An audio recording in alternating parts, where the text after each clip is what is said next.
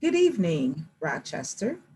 This is Eva Thomas, and I'm the very proud director of the Early Childhood Education Program for the Rochester City School District.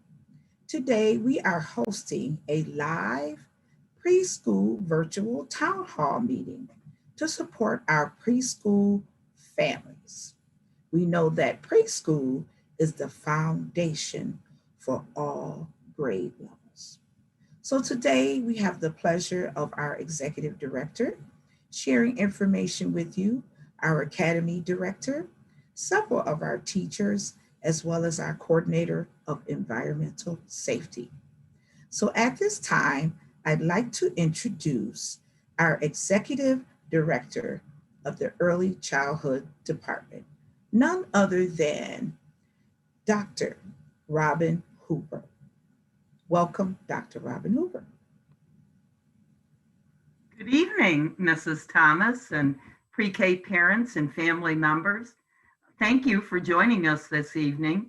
I think you're going to find that we're going to be sharing a lot of useful information with you.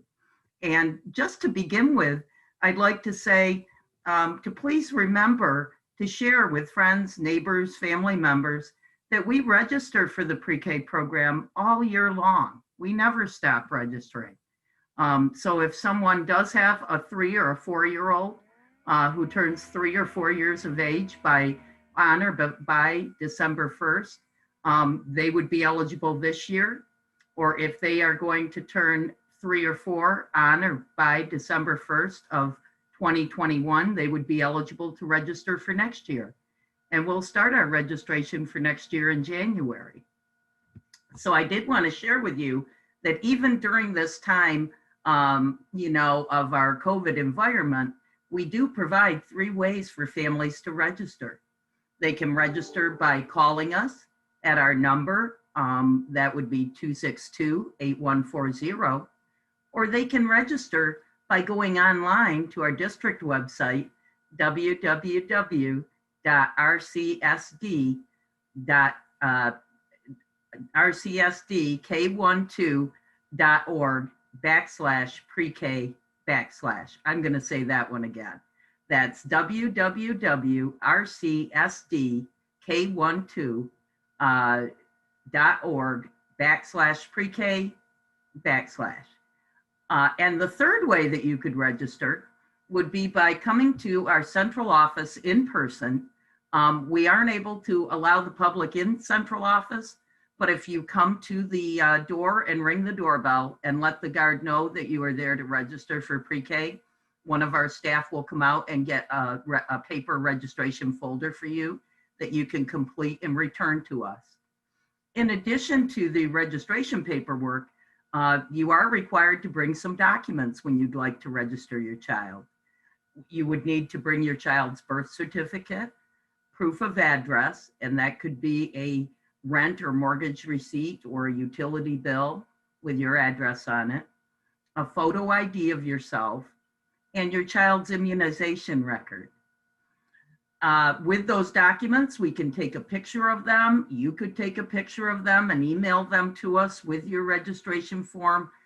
So we try to make it very easy for you, regardless of whichever way you need to register. We have an avenue open for you to register your child. I would like to also say that this evening we are focused on our district plan to begin to offer 2 days a week in-person learning for pre-K students whose parents select this option. The children would be in in-person schooling 2 days a week, and then in the remote learning the other 3 days a week. Of course, parents always have the option to remain totally remote, to have the 5-day-a-week remote program as well. But our focus tonight is on some of the areas that we're moving to with the implementation of the hybrid or 2-day in-person per week program that we look to start in February. So we are very excited about this. We've been preparing for a long time. We've been preparing meeting in task force groups since this summer. So there's been a lot of preparation about this. And I think that it's a really great opportunity to share with you some of the strategies that we're going to be using to keep everyone safe and to ensure that we're following all guidelines of New York State for reopening of schools, and that we're doing everything within our power to help keep you, your child, and our staff safe in everything that we do. So that really is our focus for tonight, explaining a little bit about how this in-person 2-day per week program will be different than what your child may have been experiencing so far this year with a totally remote program, and what that would look like.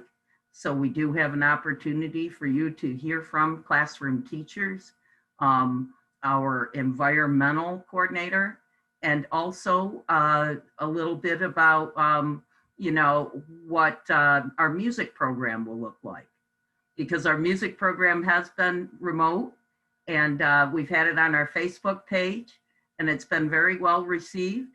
But we will also begin to be providing musical instruction for the children coming in person as well. We're very fortunate to have a music teacher focused on preschool and music learning for young children. So we are very excited about this next movement forward. And when we hope you are as well, and I'm sure that you have many questions, and our goal will be to try to answer as many of those as we can this evening. And also, if there are things that you have questions about that we don't have the answers for this evening, that we will try to get those answers for you. So that is really the purpose of our town hall meeting tonight. And again, I want to thank you for being here with us. And with that being said, I'll have you go back to join Ms. Thomas. Thank you. Thank you, Dr. Hooper, for sharing that information. We truly appreciate it. At this time, I'd like to introduce our coordinator of environmental safety, and her name is Mrs. Stacy Darby. Stacy, can you join us? Thank you. Yes, thank you so much. Sorry, I was stuck on my little camera there. It wasn't coming on. Hi, everyone. I am Stacy Darby. I'm the coordinator of environmental health and safety. And the first thing that I want to do is just share a quick little PowerPoint about what school would look like and some of the questions that you might have about that when we return to that in-person 2-day-a-week option for those families that are looking to do that. So I'm going to share my screen, hopefully successfully, with everyone.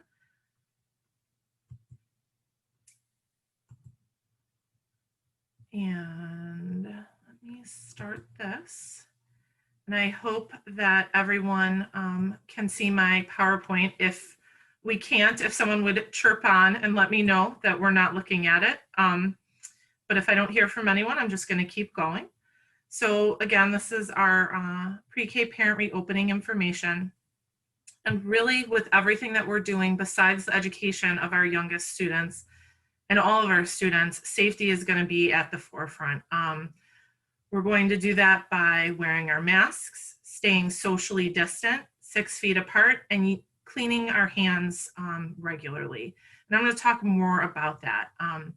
Again, our focus is going to be on social distance, giving 6 feet of space in all directions, and the proper use of a face mask. And I think that some people might think, well, how is my little one going to have a good experience when they're 6 feet apart?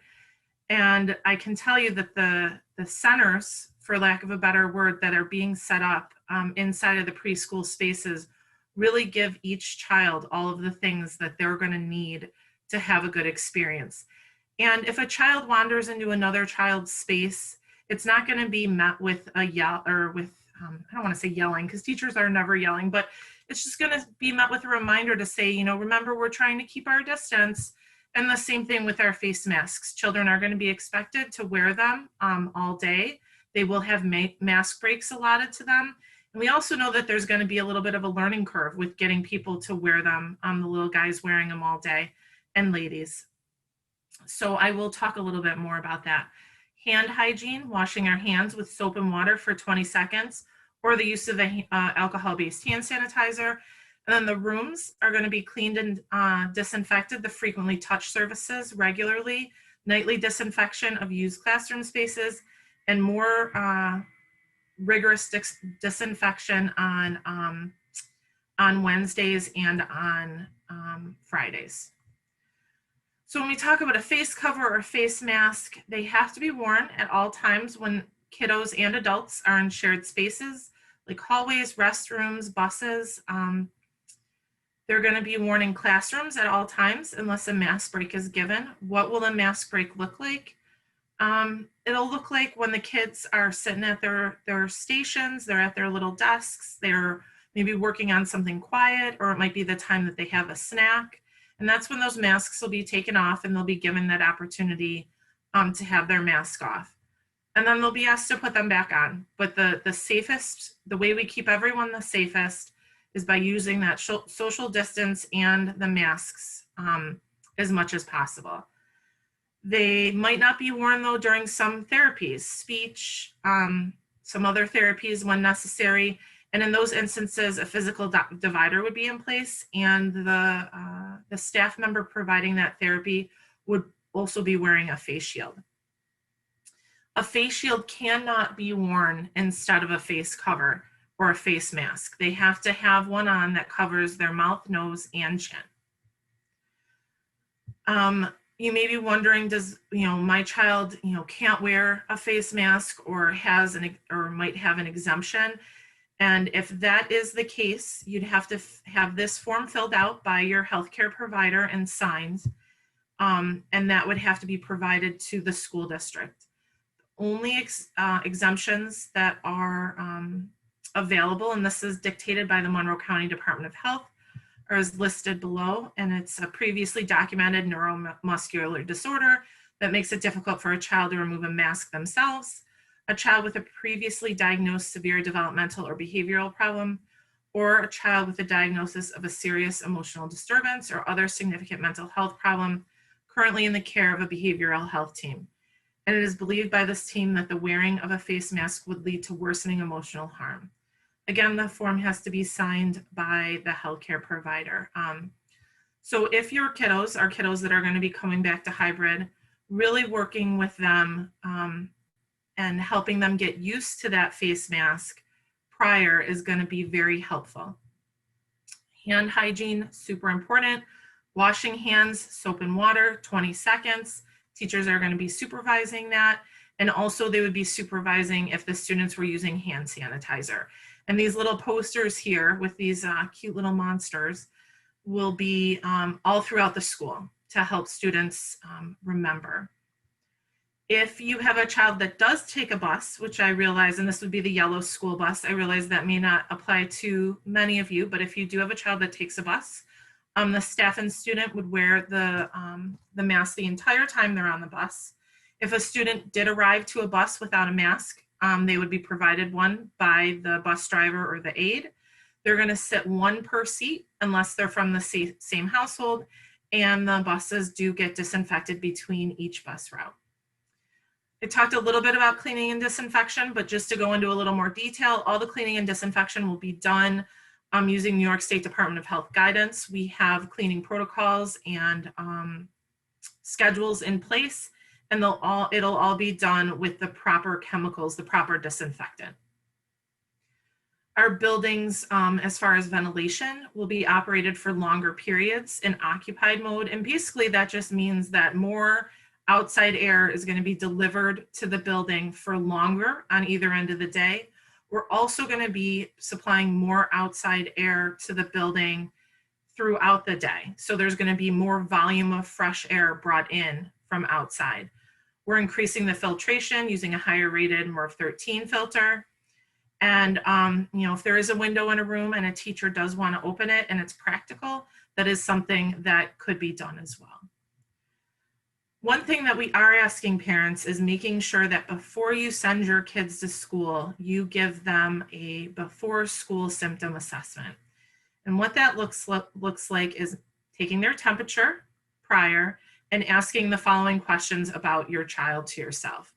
Has your child knowingly been in close or proximate contact? And what does that mean? That means, has your child been around someone who tested positive for COVID-19 in the past 14 days? And when we say been around, close contact, that means that they've been with that person unmasked for longer than 15 minutes and within 6 feet within the last 48 hours. We'd want to know about that. And then we'd also want to know about anything in the last 14 days, and we'd evaluate that on a case-by-case basis, making sure that we're not bringing anyone into the building who may have an exposure risk. Have they themselves tested positive for COVID-19 in the past 14 days? Have they experienced any symptoms of COVID-19, including a temperature of greater than 100 in the past 14 days? And have they traveled internationally or outside New York State or a non-contiguous state, which means any state that doesn't touch New York State in the past 14 days? And that's the current New York State travel advisory. Symptoms of COVID-19 include sudden onset of a temperature of 100 or higher, headache, shortness of breath, nasal congestion, loss of taste or smell. If your child experiences loss or taste of smell, COVID-19 is one of the only things that makes that happen quickly. So we definitely need to know about that, as well as the rest of these: sore throat, cough, vomiting, diarrhea, or fatigue. If the answer to the question, if the answer to any of these questions is yes, or your child has had any above symptoms, please keep your child home from school. Notify the school secretary of the absence and the reason, and the secretary or the nurse is going to assist you in your next steps. If your child becomes ill while at school, they're going to be evaluated by the nurse, and they'll be screened for any signs and symptoms of COVID-19.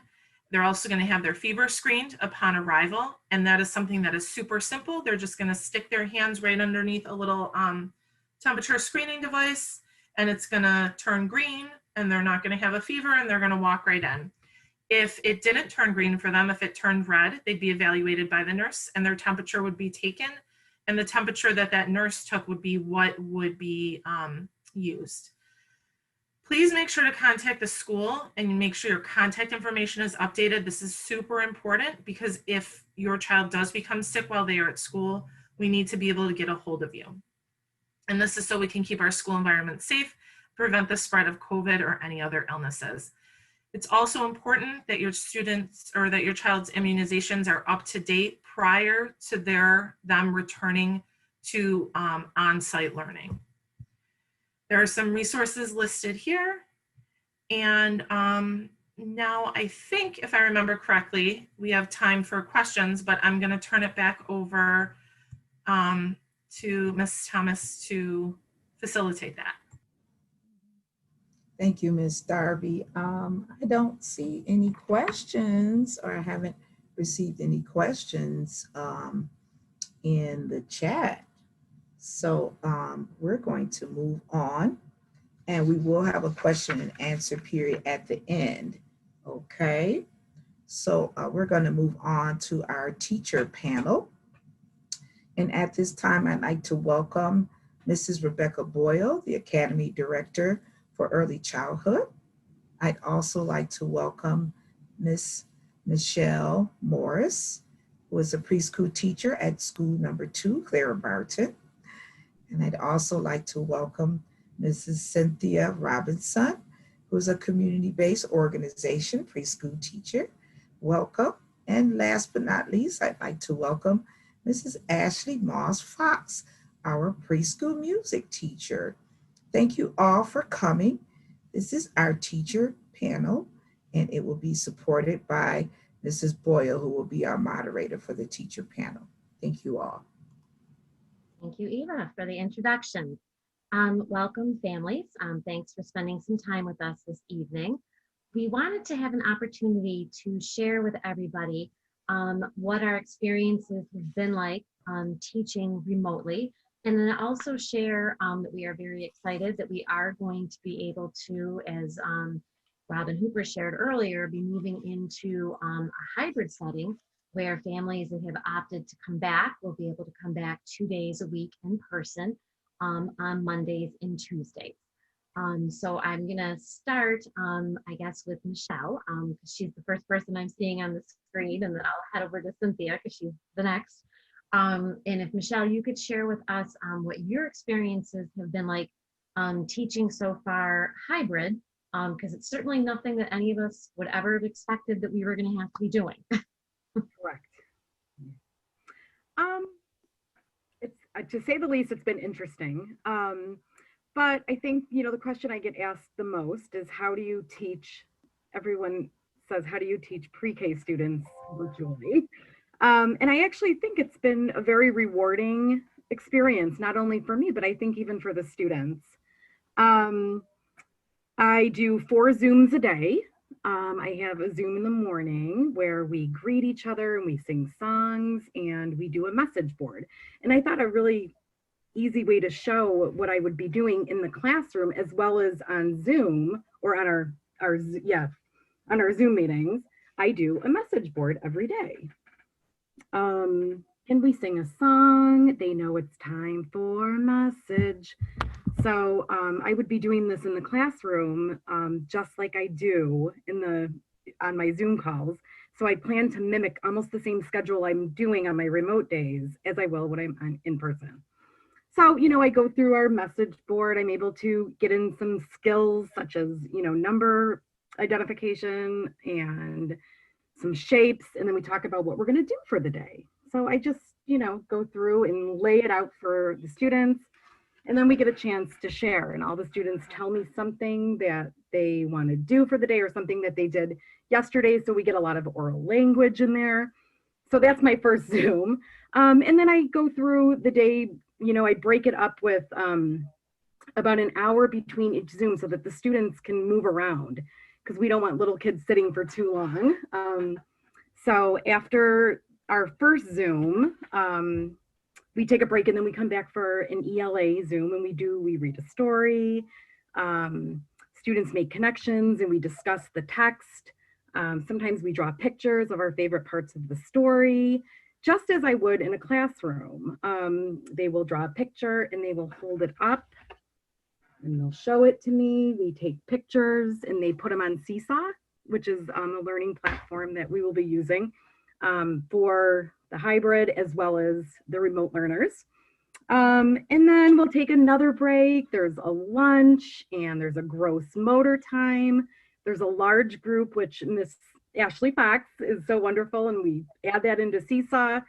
And the students, they go and they do that. And sometimes they will even come back and they'll do some of the activities that Miss Fox showed them with me when we join again on our Zoom. We will do a math Zoom where we are counting students on the screen. I will often try to find activities that will engage them, like such as little counters. They will count with me. We do the bears on the boat. And, I'll say, what color is this? What color is this? Is this a large bear, a small bear? So I'm able to find things around, they don't necessarily have bears, but they will find rocks. They will get stuffed animals and we will count them together. And I'm trying to interact with them all the time. I don't want to just talk to them. So, and at first I was like, I don't know if they're going to open up and do what I'm asking them to do. But at this point in the school year, my students are talking to me. They are interacting with each other. Mm-hmm. We're doing who stole the cookie from the cookie jar, and they're naming each other's names. And I didn't know that would be possible. But especially with an upcoming in-person, I'm excited to connect our learning on the screen with the learning that's going to be done in person. We also have another Zoom, which I think is my most favorite of the day, is our work time Zoom. And that's where I will tell the students to go grab something to color with, something to draw with, some Play-Doh, and we make creations and we play together and we talk about what we're doing. We show it, we share it. We ask questions, and then we're always going over our letter links. They know it's very amazing to see now that my students are saying, that's Queen Eris. Even if it's not Queen Eris saying it, they say it about other students. So it's fabulous to see the interaction and the engagement. It's actually happening. We're trying to work on skills during the work time Zoom where I'm showing them how to hold scissors, thumbs up buttercup, we put our elbow in, and they're getting it, and then they'll show me their strip of paper that is straight, and then they'll show me a strip of paper that is wavy.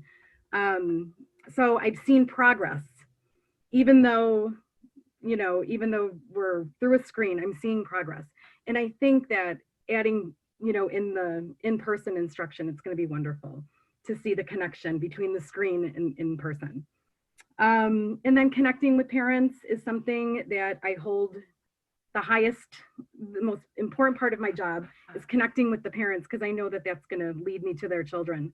I text with them almost daily, the majority of my students' parents. I do home visits very, very often. I, in fact, went to every single house today. I feel that if my parents need something, they feel comfortable connecting and calling me and texting with me. Every day for Seesaw, I understand that some parents cannot always come online at the times of my Zoom. So in order for them to still get their children engaged, I put 2 activities every day on Seesaw, one that is more ELA driven, and then a math focused activity, whether it's one that I make up or I pull from the community. And then I also add on Miss Fox's music lesson as well. So, and the parents really love it. I'm getting a lot of hits on Seesaw, and we're commenting. So it's wonderful to see. So, and actually with this format of being virtual, I feel like I'm even closer with my parents in some ways. So. Oh, that's an interesting perspective. I wasn't thinking about it that way. We're all interact with parents. Yeah, right. It's different, but I think it's wonderful. And I'm excited to add in the in-person instruction as well, because I think it'll build even more of a connection. Mm-hmm. I don't know. So that's my take, and I'm sure Cynthia has some other awesome ideas that she does. Thank you so much, Michelle, for sharing. Yeah, Cynthia, can you share with us what your experiences have been like and how it's been going in the classroom for you as we've been doing remote and then switching here now going to hybrid? Okay, thank you. Thank you for allowing me to be here tonight. I'm very happy to be here and share. My situation is a little bit more unique. I have remote children as well as daycare children because I am a CBO. So I have half of my classes at the center and half of them are on remote. But what I really wanted to talk about was that the engagement piece is the most important part to me, because once I can get those families engaged, I have the kids. Because the parents are engaged, the kids are going to be engaged. So my first focus was always to get the parents engaged. And just like Michelle, I did my little elf delivery today, and I delivered things to my children today, all day after we were finished on Zoom. And they were just excited to see me because they don't get to see me, but I do deliver as Michelle. I deliver almost once a week, and I see my children once a week. And that's so important for me to feel that they can see me and I can see them. Families are, I think, being introduced to the learning process now that they're at home. They're beginning to see all the wonderful things that their children are capable of, that they may have not even thought about, or thought they were too young to do, or that's not something they need to know now. And then they see their children engaged on Zoom and Seesaw, and they begin to understand that the process of learning is not in the building alone. The process of learning takes place wherever the environment is. So I try to encourage my families to understand that their learning environment is wherever they are. So if they're at home and we're doing it from home, it's still the learning environment. And I also talk to my families about how they're adjusting. I think we don't give our families enough credit on how they've adjusted, not thinking that they are teachers in that respect. They are their first teacher, but not in the respect of, okay, now I have to set this time aside because it's learning time and they have to be there. So I give my families all the acknowledgement of their participation, and I have 10 online and 8 in the classroom, and I must say my attendance is wonderful on both ends. The parents are really there and they are anxious to see what their children can do. Some of the things that I try to do as Michelle is make that connection, because they will be returning to the classroom if that's their choice. And so if they're choosing to go back, there's some things that we have to do as teachers to get them ready. So with my daycare kids, they're in masks. So I wear a mask when I'm on with my daycare kids. And sometimes I forget to leave it on and my remote kids will say, why do you have on a mask? And then I have to explain. But coming in January, that's something I'm going to do more of, is to wear the mask, just to give them that practice and understanding they got to keep it on for a little while. Some of the other things that I do is routines are important, because when we go back into the classroom, we're going to have a routine. So the district came up with a wonderful visuals, and our children aren't readers, so they're visual learners and they're body language learners. So they learn from me, my body language, the words I say, the things I show. And so some of the things that I do is show their visuals when it's okay, we got to be on time. And I'll also say it's time for whatever that small group is. Okay, find your quiet place. And we talk about, okay, who's speaking? We have to be patient and listen. And I often will say to my friends and say, oh, I can't talk, you're talking. It would be rude for me to talk, so I'll wait. And they're getting that understanding. Then they say, oh, someone's talking, I'll wait. So we're teaching them without that environment of the classroom, but you're still teaching them. And there's routines and rituals that we have to put in place on Zoom and on Seesaw. They're having a great time, so that when they get back into the classroom, they are ready. I think so also that the parents are learning about themselves, and they're learning that they're capable of helping their children learn, and that a lot of what we do, it's second nature to us, but for them it may not be. And so when they're sitting next to their child and engaged with their child and making sure their child is there, that right there is the most important part. And I have families that are working remote. So they're not always able to get on. And as Michelle said, I put things on Seesaw. I do 2 activities plus a virtual classroom, which Ms. Moss is part of. I have a large group part, and they can click that on and they can see Ms. Moss working out. And I also do the same with my kids, because oftentimes on Zoom, they're sitting too long. They can't sit so long. So I do a small group, a small group of ELA and math, and a large group. I have a song card that we choose. So I'm giving them the opportunity to make choices and feel a little bit of control, and they choose their songs. And then they go on Seesaw and they do a large group also with Miss Mox. Is it Fox or Mouse? I always get confused. But I think my experience overall has been a wonderful experience. Yes, I miss my children dearly. I miss being in the classroom with them. I miss seeing their faces. So the smile you see I'm wearing now is the smile I have on from the time I turn on the Zoom to the time we leave.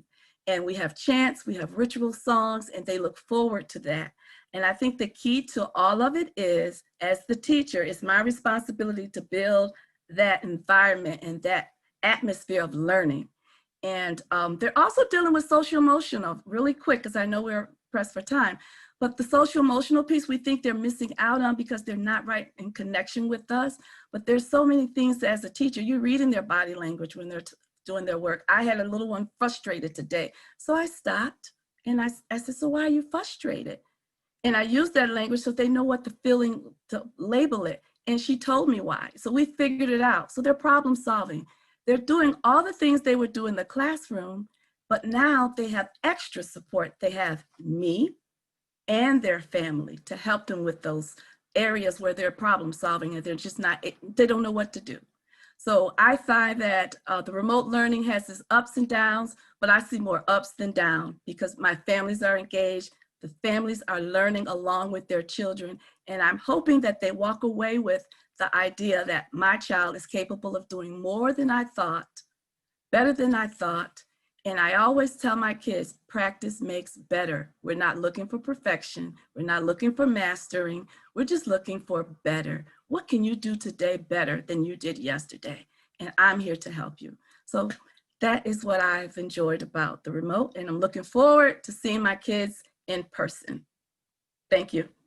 Oh, thank you so much. I love how both of you have, supported What you've talked about with our high scope curriculum that we follow, how you guys are doing, our ELA and math small group, the morning message, so parents can see the similarities of what our preschool program is, and then how teachers use their professional judgment in implementing that through their daily schedule for the day, knowing their kids better, knowing when it works better for those families and for those kids, for when they do which small groups or which large groups when.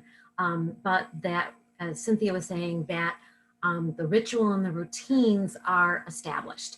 And we will continue those rituals and routines when we come back hybrid, in addition to incorporating some new rituals and routines when kids are back with us in person. So those are all things that we will be actively addressing for the families that have chosen to come back. During the month of January, we will be working on preparing and supporting our students for that transition when they come back, while still actively continuing with our instructional program for Zooming and for Seesaw for our students that are opting to stay completely virtual. And knowing that still on Thursday and Fridays, everybody's going to be virtual together. So we definitely have, transition ahead of us, but I'm confident, and you've heard from our fantastic teachers, I'm confident that as challenging as our transition is going to be, it's going to be successful because we have such great staff and such dedicated staff, and we've got the parents who are supporting us along the way too. So thank you. Rebecca, can I just say one thing? The pacing guide that the district has set up for us teachers is wonderful because no matter what school your child is at, they're learning the same information differently, but the same information. So it helps us as teachers to help make sure that we give the children those skills that they're going to need and present to them the information in a way that they can grasp it. And the activities that they have are wonderful. My kids are really engaged in it, and there's so many opportunities to extend it. I take their lead. When they go left, I go left. They go right, I go right. So, but it's a foundation. And I just wanted to say that for the families, if you're wondering about that curriculum, the pacing guide that the district has established, it's very, very helpful. Oh, that is such great feedback, and I really appreciate that. We have a fantastic group of coaches who support our pre-K teachers, and they are working on that pacing guide every single week so that we can have that continuity of the skills that our children need to be introduced to and exposed to in pre-K, because that's what pre-K is about. It's introduction and exposure. And as Cynthia said before, we're not looking for mastery of anything right now. We're just looking to have wonderful learning opportunities for our students. But we want to make sure that all of our students are afforded the same learning opportunities. So that's why we have the pacing guide. And then the teachers use that as the foundation. And then, as Cynthia said, we go off of the students' lead. And the students, what they're interested in is what we can then build even more on. With that pacing guide, Ashley has been instrumental also as one of our teacher coaches. And her whole area of focus is related to music and movement. So she is our coach for that area and has worked very hard. And both Michelle and Cynthia had referenced how Ashley has done lessons for us for large group for music and movement that teachers are able to use and post in on Seesaw. And Ashley might be too modest to share this, but it was very cute. She shared with our team that she got a Christmas present from a pre-K student who wrote a little note saying he loved Miss Fox's music lessons and her singing. So again, building those relationships. So Ashley, if you wouldn't mind sharing with us how you have been supporting music and movement as we've been virtual, and then kind of, again, what's going to be happening and what we're looking forward to as we're moving to hybrid. You probably recognize me if I put my ears back on. Making videos to get children up and moving and engaging in some physical development activities. For young children, it's super, super important for them to move. Not just because moving keeps them healthy, but because moving helps them develop the physical musculature skills and the coordination skills to engage in day-to-day activities. So if you've been watching along and you've been engaging in some of these large group activities with your children, you notice that we're doing a lot of jumping, that we're doing a lot of marching, that we're doing a lot of spinning. These are all movements that help your children to develop certain skills so that they can be successful when they hit the playground when we're back in person, when they're, thinking about being in gym class and they're going to do activities as kindergartners and first and second graders. So those kinds of activities are building those foundational skills for moving in and around in the world.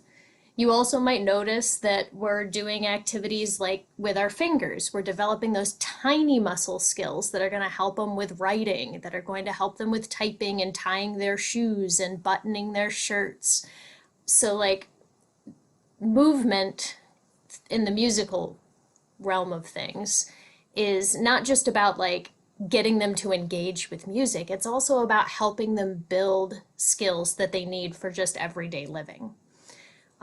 You also might notice that we do some weird things with our voices in these videos. It's because exploring your voice is super important in order to develop the muscles for singing. When you're going and you're doing sirens and you're going, woo, woo, woo, you're engaging your stomach muscles, you're engaging muscles in your chest, you're engaging muscles in your neck, you're moving your tongue, you're moving your lips, and those are all things needed to sing, but they're also all things needed to talk. So the more we are exploring sounds, the weirder those sounds are. All those times that you're sitting there going, oh my goodness, this woman is absolutely crazy. We're working on developing the oral muscles to move the way they need to move in order to say certain words, in order to produce certain sounds. And that will help them as their vocabulary develops, as they start learning more words. We're singing a lot because singing is important. Singing helps kids express themselves. Singing gives them a creative outlet. It's also something that we all do. Some of us well, some of us will openly admit that we won't sing unless we're in the shower and we know no one's home. It's still singing, and every person deserves to have an opportunity to experience it, to develop those skills. So we do it virtually for a lot of reasons. One, I love to do it. The kids love to do it. We do it in a normal school day. Music in our schools is not a subject for pre-K kids. Music is infused throughout the curriculum. A lot of our teachers sing from the moment the kids come in the door to the moment that they leave, because it helps keep them engaged. Both Michelle and Cynthia have talked about how they're using music for message board and for greeting time, and Cynthia's posting additional large groups, and they're using music throughout their day to keep their kids engaged. That is how our curriculum is designed. So I try to bring that in those large group videos. As we're transitioning to hybrid instruction, I'm unfortunately not going to be able to do 5 videos a week because 2 of those days children will be in person. But on those 3 virtual days, my videos will still be there. Your kids will still get to make music with Mrs. Fox. But those videos will be more connected to what's going on in that pacing guide that Cynthia referenced. So if you're paying close attention to what's going on in a small group, we might be exploring rhymes in small group time through a book or a story that they told. And then I might pick a song that has a lot of rhymes, and we're singing that song, and I'm focusing on those rhymes, and I'm making those words, those specific words, stick out, and I'm doing things to draw attention to those things, because in our curriculum, music is not just about teaching music, it's about supporting all of the other skills. You've probably noticed a lot of counting songs have come up in the Making Music with Mrs. Fox videos. That's because we've been working on counting skills. You've probably noticed a few movement activities that incorporate not 1, but 2 movements. That's because we were working on patterning and we needed to know the difference between same and different. those things will crop up more because we are going back into a hybrid space, and I want to be able to provide as much continuity between those 2 in-person days and the 3 virtual days.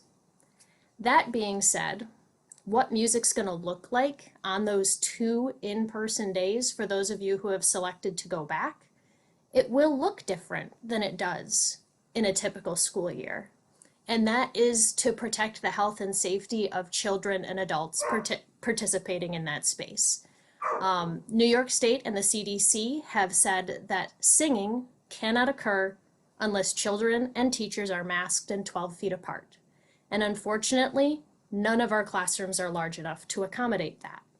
So we won't be singing in classrooms on those 2 days in person. However, we can still move. We can still chant, and chants are music without notes. So things like Tommy Thumb is up, Tommy Thumb is down, Tommy Thumb is dancing all around the town. Perfectly acceptable. However, Tommy Thumb is up and Tommy Thumb is down would have to happen on Wednesday, Thursday, or Friday because we can't sing in our classrooms. We'll be able to move. So a lot of those movement activities that have been modeled, we can totally do in our classrooms. We can do finger plays. Those are 100% okay as well. We also, once we're back in classrooms, have the ability to use classroom instruments. And every child who is engaged in in-person learning on those 2 days will be able to make music using things like xylophones and hand drums and rhythm sticks and egg shakers. Every classroom has a little bit of a different set, and we are going to try our best to get as many instruments into as many kids' hands as possible based on what we have. But those children who are in person won't be deprived of a rich music making experience simply because the CDC says singing isn't safe. We can also make music by playing recordings in a purposeful way and doing circle dances. Not in circles in our little pods, but we can do circle dances and we can move freely to music and we can paint and create art to recorded music. And those are all valid ways of music making. For those families who may have chosen to stay fully remote, we aren't going to deprive them of an instrument experience. Can we send instruments home to every single child as much as I desperately wish that we could give every single child an instrument to play? That's not something that we can do. However, we can get creative. We can do sound exploration. You'd be surprised at how many different recyclables make amazing hand drums, or all the different things that you can put inside of a little vitamin bottle to make shakers, and just how many keys it takes to make an amazing set of jingle bells. These are all great ways to pair music making with a little bit of science and investigate sounds and see what kinds of sounds you can come up with things in your home. And those are also things that might start cropping up in my videos. How to make a shaker, how to make your own hand drum, how to make your own jingle set. All these different things to get kids engaging musically with what is in your home already. So with all of that being said, the ultimate goal is to make sure that every single child in EPK and UPK in our district and CBO classrooms is provided an opportunity to make music and to move, not just because it supports our curriculum and not just because it's a wonderful thing that brings joy to children, but well, that's really what it is. It's because music and moving brings joy to kids. I've had a little too much caffeine today, everybody. You probably can tell. But yeah, music and movement is great to support what we're doing in our classrooms, and it's definitely something that if you are seeing your child light up or seeing your child like get something for the first time because Mrs. Robinson is singing a song while she's playing with teddy bears, sing that song with your kid. Make up tunes. Engage your kid with music and movement, because the connections that they make are crazy and it will stick with them for far longer than we could ever anticipate. Thank you so much, Ashley. Your passion and how much you love music and movement and love our kids definitely comes through. So thank you so much for sharing what has been like and what experiences that we're going to be able to afford our students when they are coming back. Michelle and Cynthia both talked about, our platforms of using Zoom, using Seesaw, that we have, the bank of videos from Ashley. We referenced about our high scope curriculum and how we are, providing students opportunities for ELA and literacy in addition to mathematics. And our morning message time during the day is really opportunities for relationship buildings and for supporting students with social emotional,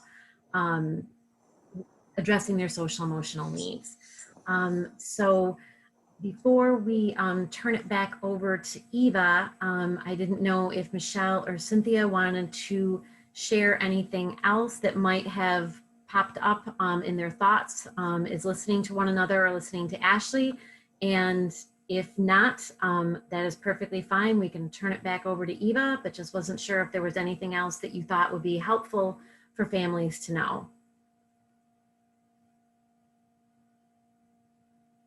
All right. So then, ladies, thank you so much for taking the time to spend with us this evening to be able to give parents an understanding of what we've been doing and the direction that we're going to be moving in.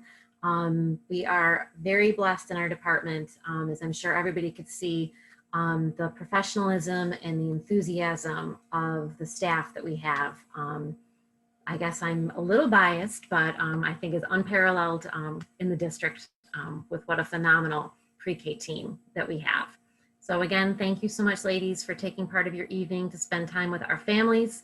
You guys do so much for us, and we're appreciative. So Eva, we'll turn it back over to you. Thank you. Thank you so much, ladies, for joining us this evening. A very rich conversation about instruction. At this time, we'd like to have our expert panel for questions to come back on and join me for a question and answer period. We could have Ms. Boyle come back on, Ms. Hooper and Mrs. Darby. All right. So just a few questions. We'll start with the first one. So what does a mask break really look like? What does that look like? Sure. So a mask break is going to look like a student and a staff member, for that matter, being 6 feet socially distant from everyone else, sitting either outside or inside, taking down their mask, having a drink, getting a snack, spending a minute or two with that mask off if they're not eating or drinking, whether it's breakfast or lunch, and then putting that mask back on. And really, for some classes, it's going to be up to the teachers to decide the best way to do that. And the reason why I say that is if they know they have kids that are super high energy, not great at staying in one spot, they might just have 3 kids do their mask break, and then another 3 kids, and then another 3 kids do it, so that everyone's not unmasked at the same time, and it makes it a lot easier to contain and keep those little guys who want to be all over the place potentially in place for that amount of time. Or when they're reading a story would be a great time, right? So they're all sitting at their area, they are engaged in something else, do that mask break then. And that's really what a mask break is going to look like. It's going to be a brief period of time, except of course when they're eating breakfast or lunch, and then it's going to be long enough for them to eat breakfast or lunch or a snack, and then they're going to get that mask back on. Thank you, Ms. Darby. So what would outdoor play look like for preschool children? What does that look like with masks? Students are still going to have the opportunity to go outside. So we definitely want to prep families that it's Rochester and it's winter. So we're definitely going to need the warm clothes coming in for our students. And teachers will be able to provide more information as we are preparing for the opening, because we will keep, if we can, meaning if the parents you're okay with it, we can keep, the snow pants and a pair of gloves right there in the classroom. Winter coats, hats. We'll make sure that those are stored individually by child so that they're not touching another student's, coats or scarves. And then we are hoping, based on schedules, that we can get students 2 opportunities for, outside time or that gross motor time in the gym. Again, it's going to vary based on the school's availability for the playground and for the gym, because we need to share it with the rest of the K through 6 students. But we definitely want that time for kids to run, to play, to be kids. They'll just need to be keeping their masks on as they are doing that, whether they're inside or outside. All right, thank you very much, Ms. Boyle. The next question, can you talk about learning kits? So if a child is unable to participate virtually, how are they supported at home? I'll answer that one, Eva. We have the hands-on learning kits for children so that they can manipulate items like letters. We have the magnetic letters in the learning kits that we sent out, our first set, and the magnetic whiteboards, as well as crayons and paper and scissors and glue sticks. Those are all the learning tools that young children use in their classrooms. And we wanted to ensure that all the children had those items to use at home. So that's why we put them in the learning kit so that they can learn fine motor skills, how to control those fine motor movements with their fingers and how to grasp a writing instrument like a pencil or a crayon. We also had a paint set in there, a variety of different things. But the children that'll be participating in the 2-day-a-week program would still need their learning tools at home and learning kits, because they'll be spending 3 days with remote instruction, just like the children that have 5 days with remote instruction. So we will continue the hands-on learning kits for all students for that reason, because they need daily opportunities to interact with these learning tools. I don't know if Rebecca had any more she wanted to add about the learning kits. Just that, our goal is to continue to provide learning kits throughout the school year. And so we'll have another learning kit that will be going home after Christmas break. And just that we'll continue to try to replenish the materials that are in the learning kits, because we know that the crayons are going to get worn down, the glue is going to get worn down. And then we'll also try to add new materials and new books into the learning kits, so that when the teachers are reading the stories, that you as families would have that same story at home. Not every single story, because we read almost every day stories, but that you'll have certain books that you'll absolutely be able to keep at home to use for multiple readings. Because I'm sure, as parents know by now, kids love to read the same story over and over and over again. They do. So we will keep the learning kits coming. It's just been more challenging than I think Robin and I anticipated with the shortage of materials. Never thought it would be so hard to get Play-Doh or crayons at times. So we are doing the best that we can to getting learning kits home with you guys on a timely manner, but it has been challenging, to be honest, with back orders to get stuff in, but they're coming. Thank you both. Ms. Darby, this question is for you. With parents who may be bringing their children to school, what is the protocol, the COVID protocol for parents coming and dropping their kids off and picking them up? Sure. So that, again, some of that will be building based on how they're going to identify that, but we really are limiting the visitors inside of our buildings, and that's to keep everyone safe. So exactly how that would look at each building, I can't speak to that. And maybe Robin or Rebecca, you have some idea how the buildings are planning, or as they're starting to plan to do that with the introduction of knowing that we are going to come back hybrid. But it is going to look different. I can tell you that it will look a little bit different. but we're not going to just release kids either. There's going to be a way to get the kids back to the parents. But we do have to really limit the visitors inside of our buildings to keep everyone safe. Yeah, so that definitely is going to be addressed in a letter that would be going home to families from the school, because Stacy's right, every school is going to be a little bit different.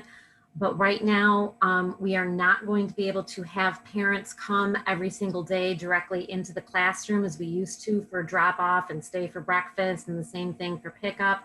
But to reassure families, the majority of our schools, the start time for pre-K is slightly different than the rest of the school, so that you and your child will be arriving usually 15 or 30 minutes before or after the whole rest of the school gets there. So it's a little bit of a calmer entrance in. Your child will have their temperature taken as they're coming in, and there will definitely be somebody greeting your child at the door and bringing them to the classroom. And usually most schools too have a special designated entrance that's just for pre-K. So again, separate time for most schools, separate entrance, and there will definitely be somebody at the door greeting your child. But it will definitely be site specific, but that will definitely be communicated to you by your classroom teacher or by your building's administrator. Awesome, awesome. So, and speaking about social emotional, Miss Robinson spoke about that. What happens if the kids want to hug you or touch your hair or give you a kiss? How is that going to be dealt with for our little cuties? With Darby and I have had a number of conversations about that, because kids hug and we want to be able to give hugs back. Kids need physical comfort. Again, this is going to be a transition. So I'm going to let Stacy speak to the science of it, as far as that COVID is not coming from the transmission of touching or from hugging. So we are going to be able to give quick hugs to kids. And our teachers will have face shields if they would so like. Teachers and students are going to be masked, and teachers also are going to have the opportunities to be wearing smocks or some sort of apron or overshirt that, if sometimes pre-K kids, as we know, can be a little snotty or something with their masks or whatever. So teachers are going to be prepared for that, and will have something that they could choose if they would like to be wearing over their clothes. But if students need that physical contact and comfort, we want to be able to provide that for them. So Stacy, if you could speak a little bit more to Sure. all about that. Yeah, I mean, so that, as all the things that we know about COVID have come out, that 6 feet is important, right? Like, that's what we're looking at. But it's also important that a child is not scarred forever because you tell them, I can't give you a quick hug, right? So what does that risk really look like? Well, we know from looking at daycares and other school programs that are open, but really daycares, because we're looking at that age group, 3 and 4-year-olds are in daycares, and their rules are very different from ours, and they have not had outbreaks, and they've done very well. And so even though we have our rules of 6 feet, we can, when a child needs something from one of us, we're going to be able to help that child. If a child needs help toileting, if a child needs help getting changed because they've had an accident, is that what we call it? Is that inappropriate? Okay. If they've had an accident or they've spilled something all over themselves, the adult is going to be able to do that. And they're going to do that by wearing a face shield, because they have that close contact. And that face shield is going to provide more protection for the adult and more protection for the child. The same way that if you go to a doctor and your doctor has to examine you, they are wearing a face cover, not an N95, because you're not there for COVID, right? They're wearing their face mask, and they're wearing a face shield when they get close. And those are the same safety practices that we're going to put into place and use, so that we can make sure that our kids are safe when they're here. And we'll be teaching children some other ways of doing things as they, come to the program more and more. I know that now often people are greeting each other with an elbow touch. Maybe we'll be starting to teach our children how to do that as a greeting. It's really amazing how resilient children are and how flexible they are. I've spoken with some of our directors at our CBOs where we have our program and where they've had children for daycare in these past months. And they have told me that a lot of children, 3 and 4, they've learned how to wear their face masks and they're used to them now, and they don't seem to be having a lot of trouble with it. You know, a lot of it is just getting used to something and also teaching children what might be the better way to do something, like wash your hands or like greet a friend or something of that nature.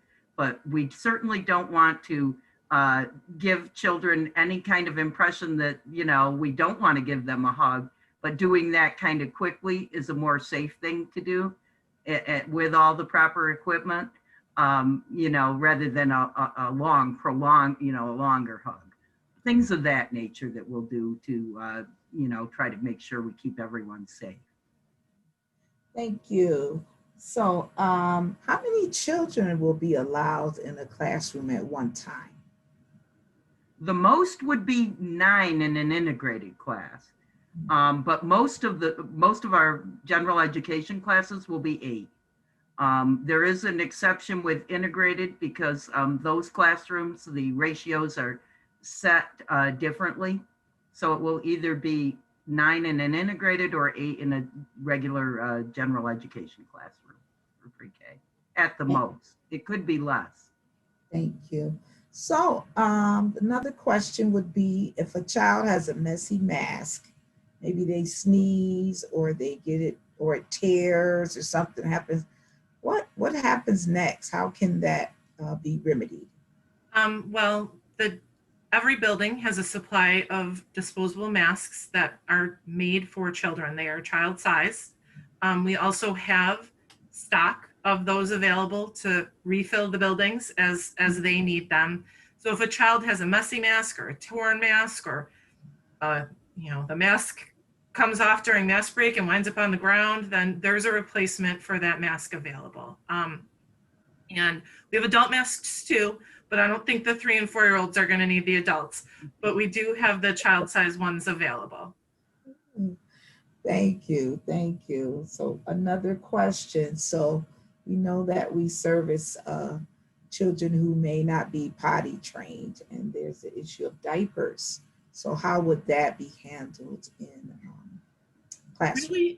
Really the same way. There are very strict rules about how we help children with toileting and diapering already that involve disinfection, sanitation process, glove wearing, disinfection in between each child, the way that diaper is disposed of.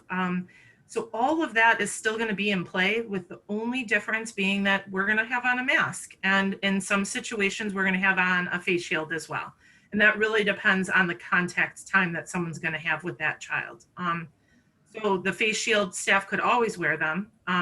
But once they have a little bit more of that extended contact that might happen with the changing, they're going to have them on at that point. So kind of depends. If they can, you know, child is competent, and I don't want to say competent, that's the wrong word. They're really good at, you know, going potty and getting that taken care of. The staff member probably isn't going to have to get close, and they're not going to have to make that really close engagement. But if that child is going to need more assistance, they can use that face shield as well. But all of the other precautions that we already have in place for toileting and diapering, or I don't want to say diapering, but diapering for lack of a better word, already protect us from disease, because there's diseases that could already get transmitted prior to COVID. And all of our staff are trained in proper procedures to do toileting in schools and in our CBOs. Excellent. I think this concludes our questions for this evening. You ladies rock. I tell you, you're awesome. Thank you so much, Ms. Darby, for coming, and thank you, Ms. Boyle and Dr. Hooper. Thank you so much. At this time, I'd just like to share a few things with our Rochester community. We want you to remember that we register preschool students year-round. We are open Monday through Friday from 8:30 to 4:30. So there are 4 different ways that you can register your child for preschool. You can call the preschool hotline at 262-8140, or you can complete an application online and email it to www.rcsdk12.org/pre-K. You can also come downtown to Central Office at 131 West Broad Street to register and speak with a student placement specialist for preschool. Remember, we're open here downtown from 8:30 to 4:30. You can also attend a monthly recruitment meeting, a virtual meeting like you've done today, and sign up and register online and let us know that your child is not registered, and we will follow up with you with a phone call based on your registration for our virtual town hall meetings. Don't forget when you register your child to make sure that you have a birth certificate, proof of address, a current physical exam from the pediatrician, and their immunization record needs to be up to date. Also, parents, we have an amazing communications team and an awesome superintendent, Dr. Leslie Meyer Small. She has created a family guide for reopening for phase 1, 2, and 3. It is located on the main website page. If you cannot find it, you can go to www.rcsdk12.org/family guide. I will repeat that one more time. For the Family Guide Reopening Tool, which gives you the resources and knowledge for the reopening of the Rochester City School District, you can go to www.rcsdk12.org/family guide.